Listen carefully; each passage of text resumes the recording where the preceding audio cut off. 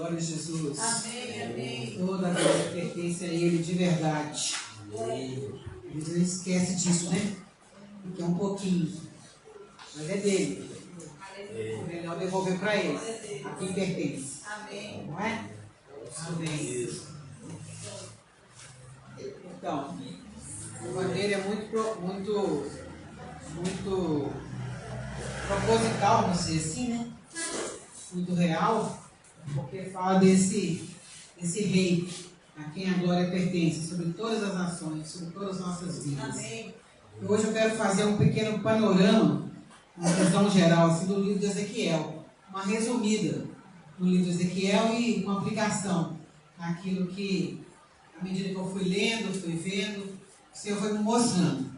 É algo simples, como toda palavra é simples, mas ao mesmo tempo são os paradoxos de Deus, né?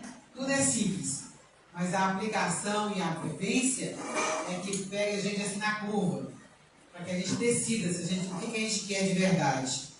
Então, nós começamos a pedir, né, que cada um lesse, já devem ter lido, talvez mais de uma vez, o livro de Ezequiel.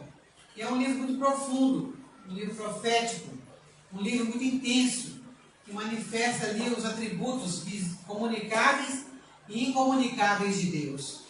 Esse livro foi escrito há mais ou menos 2.600 anos. E parece que a história dele é para hoje, é para agora, não é? É um livro que anuncia a glória de Deus, a sua santidade, a sua justiça, o seu juízo, também o seu perdão. E conclui assim com um futuro milenar maravilhoso para a cidade que será chamada Senhor está ali. Ainda não aconteceu, né? Mas vai acontecer. Então, o profeta, Deus chamou o profeta numa visão maravilhosa e através dessa visão, ele também chamou o profeta como um atalaia, aquele que anuncia aquilo que Deus falar, aquilo que vai falar, aquele que vai pronunciar, né, a sentença, o julgamento, o juízo, o que for que sair da boca de Deus. E ele anuncia então que a responsabilidade é de quem ouve, porque ele vai anunciar o que Deus está falando, mas cada um de nós que ouve tem uma responsabilidade com relação a isso. Apocalipse nos diz: quem tem ouvidos para ouvir, ouça, porque não é só escutar, é além de escutar, não é? Todo aquele que não for surdo vai escutar, mas o que vai fazer com isso? Aí implica o ouvir, a responsabilidade. E ele começa então anunciando que o fim vem, o castigo vem, a destruição vai chegar. E ela está perto, está às portas para aquela época. Por que ele foi anunciar logo o castigo no início? Não é? Porque Deus via as abominações, a idolatria, o pecado, que parecia que estava escondido, que ninguém estava vendo, mas estava acontecendo e Deus vê, porque Ele é onisciente, onipresente, não é? E Ele via tudo o que estava acontecendo. E o povo dizia: Deus não nos vê. Essa é a sensação que, se a gente olhar para o mundo, existe. Deus não nos vê, não faz diferença. Pode fazer o que você quiser. O importante é ser feliz. Não preocupe com as consequências, como se elas não chegassem. E elas chegam, não é? Então a idolatria estava se espalhando ali no meio do povo de Israel. Será que é só lá? Será que é só naquela época? Será que hoje a gente não corre o mesmo risco, né? E uma das maiores consequências da idolatria é a ausência da presença de Deus. Porque Deus não vai coabitar com isso. Então ele sai, ele se separa, porque Deus é um Deus santo. E a gente às vezes nem percebe que a presença dele já se foi. E esse é um grande risco. Começamos a viver e a fazer coisas que aparentemente são normais, são aceitas, mas sem a presença de Deus. Esse é o grande risco que todos nós corremos. Ezequiel 11:23 diz: e a glória do Senhor se alçou desde o meio da cidade e se pôs sobre o monte, ao oriente da cidade. Então a glória de Deus saiu do templo e ninguém percebeu, ninguém viu. Será que isso acontece hoje? Será que hoje a gente também não vive coisa semelhante? Porque naquela época o templo representava, né, desempenhava várias funções. Era um lugar de encontro com Deus, era um lugar da presença de Deus, era um lugar do perdão, era um lugar do centro espiritual da nação. E isso, então, era para ter percebido, né? Que naquela época, se a presença não estivesse ali, era só uma construção qualquer. Mas parece que demoraram a perceber isso. Então, com a vinda de Jesus, houve uma substituição no templo. Então, não é mais um prédio. É cada um daquele que crê e se rende a Jesus. Que aceita Jesus como Senhor e Salvador. E em Jesus, então, nós vamos ter a redenção dos nossos pecados. O perdão, né? Ele vai habitar individualmente em cada cristão que se torna, então, filho. E esse privilégio é grandiosíssimo. Mas carrega uma responsabilidade enorme. Porque a gente gosta do privilégio, a gente não gosta muito da responsabilidade. Não é? Isso é infantilidade. A criança é assim, eu só quero o que é bom para mim. Agora, quero agora. E às vezes a gente está assim, comportando como crentes imaturos, crentes infantilizados. E nós precisamos de olhar o que o Senhor quer, é o que agrada ao Pai. Lá em Salmos diz, agrada-te do Senhor, e Ele satisfará o desejo do seu coração. Mas nós invertemos, nós queremos agradar a nós mesmos. E aí não acontece nada. Porque como é que a gente não tem poder para fazer além disso, não é? Então, o profeta proclamou sentença contra esse contexto. E nesse contexto havia mentira, havia engano, que levava o povo a se desviar da verdade. Porque existiam os profetas falsos. Aqueles que falavam de si mesmos, do seu próprio coração. Mas o povo já tinha perdido a presença, então eles não tinham discernimento para saber o que era verdadeiro e o que não era verdadeiro. E ainda hoje nós precisamos ter muito cuidado com isso. Porque é fácil se desviar do caminho. Você sai um pouquinho aqui hoje, e se você não prestar atenção, né, esse desvio, que parecia só 1 centímetro, ele vai fazendo assim, ó, vai se distanciando. Daí a pouco já está longe e não se sabe mais onde caiu para poder voltar. Não é? Então a justiça de Deus se manifesta de várias formas. Mas o objetivo de Deus é um só, o arrependimento. Para que nós possamos nos arrepender e mudar a nossa mente.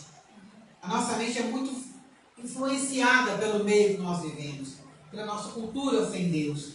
E a gente vai se deixando levar, como se aquilo não tivesse problema. Eu consigo, eu dou conta, eu posso. Será que pode mesmo? E aí, 2 Pedro 3,9 diz, não retarde o Senhor a sua promessa, como alguns a julgam demorada. Pelo contrário, Ele é longânimo para convosco, não querendo que nenhum pereça, senão que todos cheguem ao arrependimento. Então, às vezes, o que parece estar demorando é porque Deus está trabalhando em nós, de dentro para fora, para gerar o arrependimento, para gerar a mudança de mente, para reconhecer quem Ele é, para reconhecer o sacrifício de Jesus na cruz, que é através dele, não através de nós. E cada um vai dar contas de si mesmo a Deus. Então não adianta a gente pensar assim, não, eu vou na igreja todo domingo, o pastor está lá, o pastor prega, o pastor ora, então eu estou bem. Não está bem não, porque não é uma religião, é um relacionamento. É cada um de nós com Deus. É individual.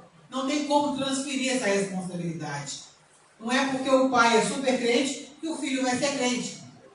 Que o filho está garantido. Não tem jeito. É individual. Nós precisamos nos render. É claro que o testemunho do pai ou da mãe, ou de quem quer que seja na família, vai fazer uma grande diferença.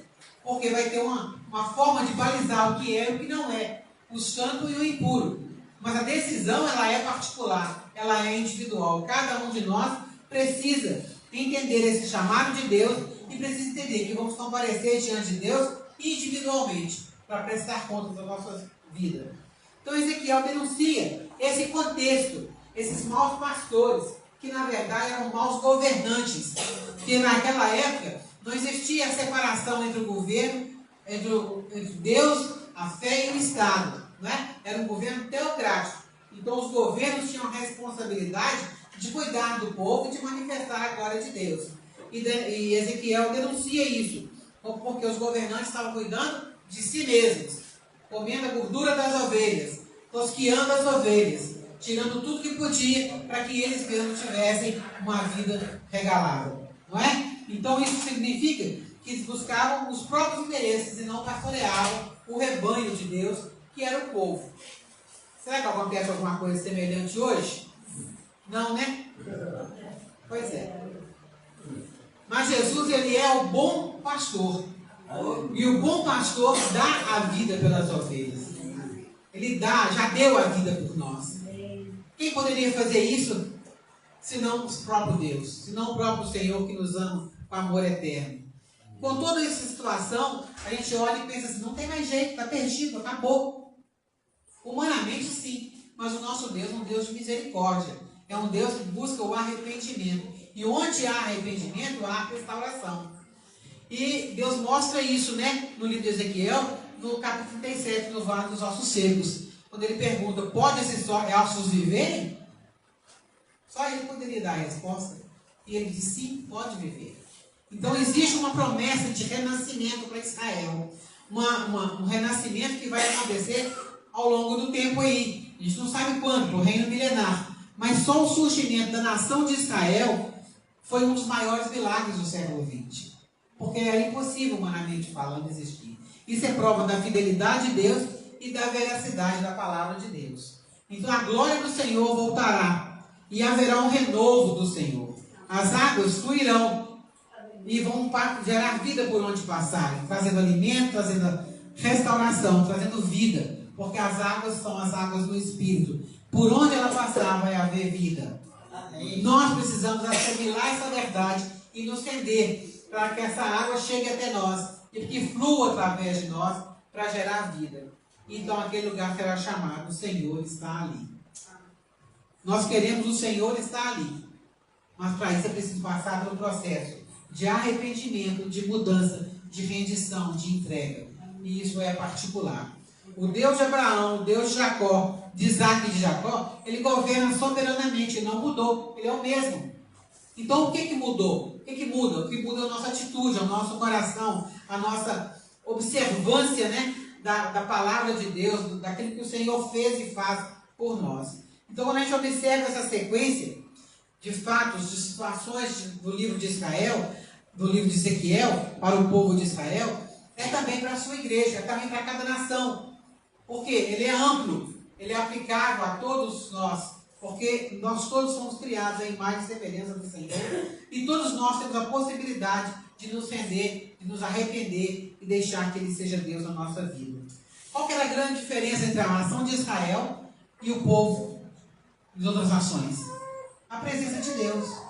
Ainda hoje, a grande diferença é a presença de Deus. É o favor, é o chamado, é a aliança que Deus fez com eles.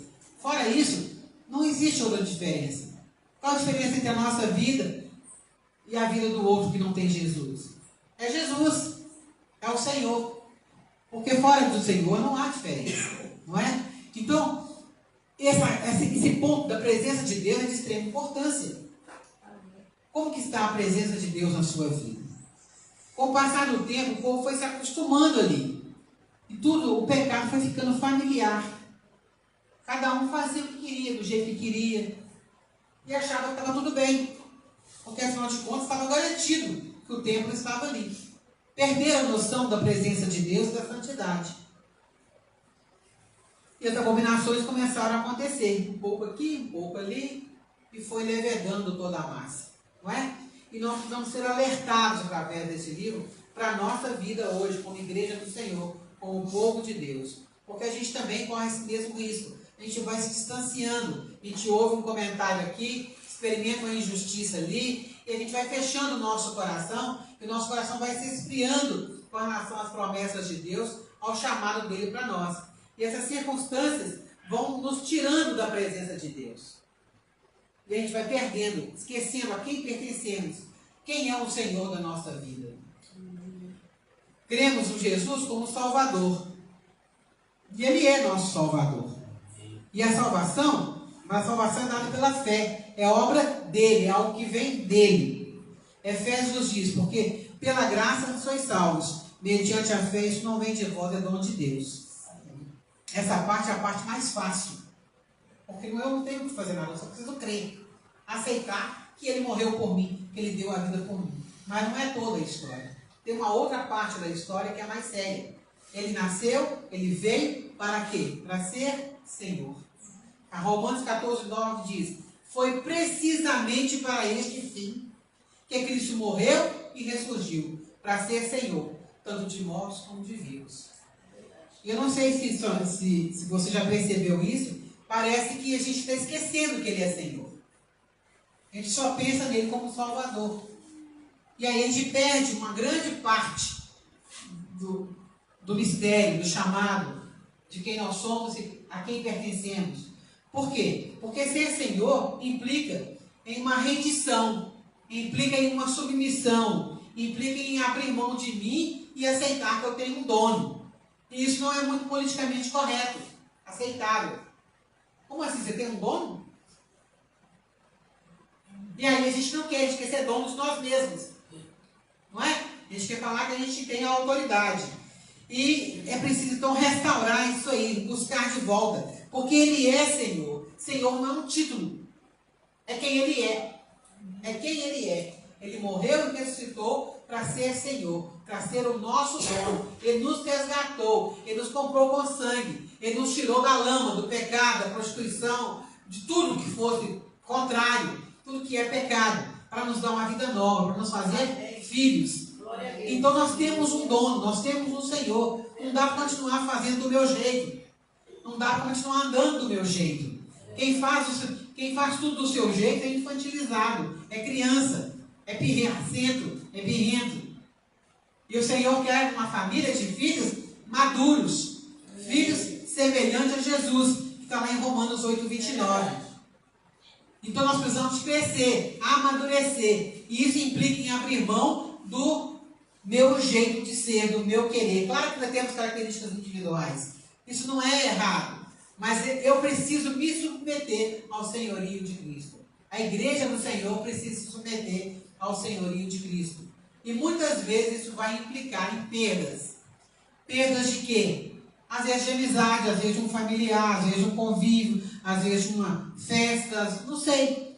Às vezes de um privilégio. Por quê? Se é contrário àquilo que o Senhor tem para a sua vida. Então é uma questão de relacionamento sempre. Não dá para pegar um pacote fechado e aplicar sobre todos, porque não é uma religião. É vida. E é vida plena. Que Ele morreu e ressuscitou para que nós tivéssemos vida nele. Amém. Não é somente um título. Então admitir que Ele é Senhor é algo sério. É algo que nos tira do nosso conformismo, da nossa comodidade. Para falar, Deus, o Senhor quer que eu faça. Como agir, como servir, como viver com o Senhor. É um aprendizado. Precisamos aprender a viver essa nova vida que Ele nos chamou para viver. Não dá para viver a nossa vida com o padrão antigo.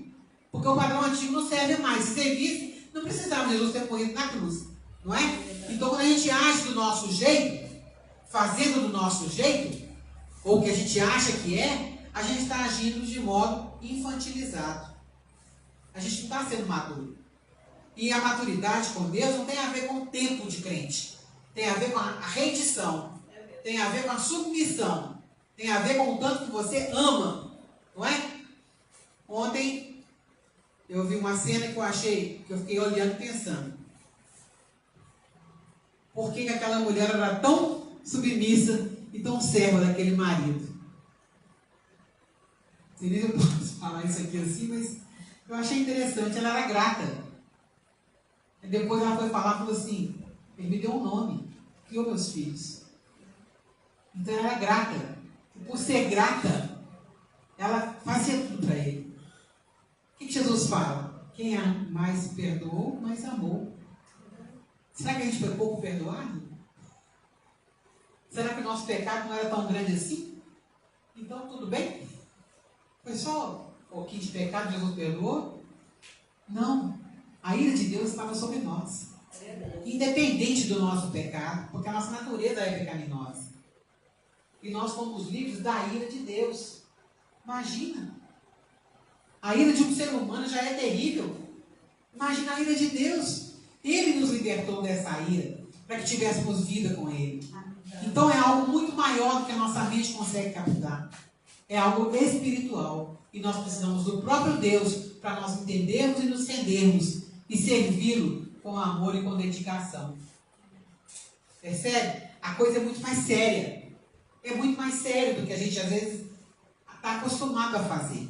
Não é? Então Ele é Senhor sobre nós, sobre tudo, na nossa vida prática, no dia a dia. Então nós precisamos nos despojar de nós mesmos, da nossa vontade, da nossa ira, da nossa carne. Isso é tão difícil? É, claro que é. Lógico que é. Mas é isso. Foi fácil para Jesus morrer na cruz e assumir sobre si o meu pecado e o seu pecado? Não, não foi. Não existe o fácil, existe uma vida nova. Existe uma proposta de vida plena. Não é? Nós vivemos numa sociedade que está cada dia mais individualista, cada dia mais hedonista, cada dia mais se busca o prazer imediato, rápido, é o que eu quero, é o que eu acho. Não é? Todo mundo tem direitos, mas ninguém tem deveres. E nós temos deveres. Nós temos deveres para como Deus santo e vivo, que morreu no meu lugar, que morreu no seu lugar, para nos dar vida plena e vida verdadeira. Então, o que aconteceu na época de Ezequiel é que eles esqueceram, começaram a esquecer quem é Deus, que Ele é Senhor, que Ele é Senhor absoluto. Ele é o mesmo Deus, mesmo Senhor de Abraão, de Isaac e de Jacó, e é Senhor seu e meu hoje. Amém. E a gente precisa lembrar disso o tempo todo. Se precisa, escreva grande lá, põe lá no seu espelho, algum lugar. Ele é o Senhor, não sou eu que sou, não é você, é Ele. E Ele é Senhor de nós juntos. É verdade. De todo aquele que professa o nome de Jesus. Então não dá para ficar mais ou menos, não dá para fazer de conta que é crente. Não existe isso. Não existe. Ele sabe quem é quem. O que ele diz lá em Mateus? Muitos dirão Senhor, Senhor, e ele dirá, não te conheço. Porque a palavra Senhor está virando um título e não uma realidade. E precisa ser uma realidade. Lá em Romanos 5,29, nós precisamos falar como Pedro e os discípulos disseram: importa antes agradar a Deus do que aos homens. A gente está muito preocupado em agradar as pessoas. Muito. E a gente precisa começar a mudar esse roteiro dentro de nós. É importante agradar a Deus. A gente não vai ser grosso nem sem educação com ninguém. Mas a gente precisa agradar a Deus. Porque Ele é o Senhor. Ele é o Deus da vida. É Ele que fez todas as coisas e continua fazendo. Amém. E o caminho para isso é o arrependimento. É nos arrepender constantemente. Não precisa ter um pecado grande para arrepender. Arrepender de fazer a minha vontade, não a dele. E às vezes isso passa batido por nós. Porque nós vamos nos acostumando com a vida cristã. Não é? E quando a palavra de Deus é plena em nós, nós conseguimos realmente nos arrepender de verdade e nos render, existe uma promessa maravilhosa lá em Isaías 1,19, que diz: se quiserdes e me ouvirdes. Olha a escolha que ele coloca na nossa mão. Se quiserdes, se me ouvirdes, é particular. É cada um diante de Deus. Se quiserdes e me ouvirdes, comereis o melhor da terra. Amém. E é muito interessante, só um apêndice, que os médicos, os nutricionistas estão orientando a voltarmos a comer comida de verdade, comida que vem da terra. Porque já foi provado que as outras coisas que a gente come não é tão boa assim. Então comereis o melhor da terra. É o que a terra produz. Porque quem dá o crescimento, aquilo que se é plantado, é o próprio Deus também. São as águas dele, né? Promete lá em Ezequiel, que vai fazer fluir e fazer brotar o alimento. Então, se dependermos dele, não vai faltar aquilo que nós precisamos, que é diferente daquilo que às vezes a gente quer. É o que precisamos para ter vida plena e vida saudável. Mas é uma escolha. Se quiseres e me ouvirdes, se quiseres, fala. Você quer? Amém. Você quer me ouvir? Você quer fazer minha vontade? Você quer deixar eu ser Senhor da sua vida? Ou você vai continuar achando que sabe o caminho e vai por aí afora? É interessante, é simples, não é difícil. Difícil é a gente querer. Porque a gente acha que a gente sabe o caminho. A gente sabe, se a gente obedecer, porque ele mostra o caminho. Amém? Quero deixar essa reflexão para quem está nos ouvindo lá pela internet, para quem está aqui, para mim, em primeiro lugar. Eu quero, você quer, Ele quer. O Senhor quer nos alcançar intimamente mudar a nossa história, passo a passo. Mas é preciso que a gente queira e a gente se arrependa de fazer o nosso próprio jeito, para fazer do jeito dele. O Senhor tem misericórdia de nós. Abra os nossos ouvidos para que a gente possa ouvir de verdade e responder de acordo. Não como criança birrenta, mas como adultos maduros, filhos maduros, que amam o Senhor acima de todas as coisas. Amém? Pai, no nome de Jesus. Deus, esse é outro milagre que nós precisamos, Pai. A intervenção do Senhor em cada um de nós. Para que possamos fazer a escolha certa, escolher o Senhor, escolher a Tua palavra, escolher aquilo que o Senhor já escolheu para nós. Oh Deus, perdoa-nos, Senhor, porque tantas vezes achamos que sabemos e vamos por caminhos, ó Pai, de morte. Mas esta manhã, Pai, nós nos arrependemos e queremos, Pai, nos prostrar diante do Senhor, intimamente nos prostrar diante do Senhor, reconhecendo o senhorio, o Teu senhorio, o senhorio de Cristo, porque foi para isso que Ele morreu e ressuscitou, para ser Senhor. E nós declaramos sempre que Ele é Senhor da nossa vida. Que essa palavra seja verdade em cada um de nós. Não seja apenas palavras, mas que seja vida, que seja atitude, que seja, Deus, uma opção constante, para que sejamos maduros, filhos maduros do Senhor, alegrando o Teu coração, escolhendo te agradar, Deus, porque o Senhor é o único Deus, é aquele que importa ser agradado. Em nome de Jesus, Pai, nos ajude. Amém, Senhor. Amém. Amém.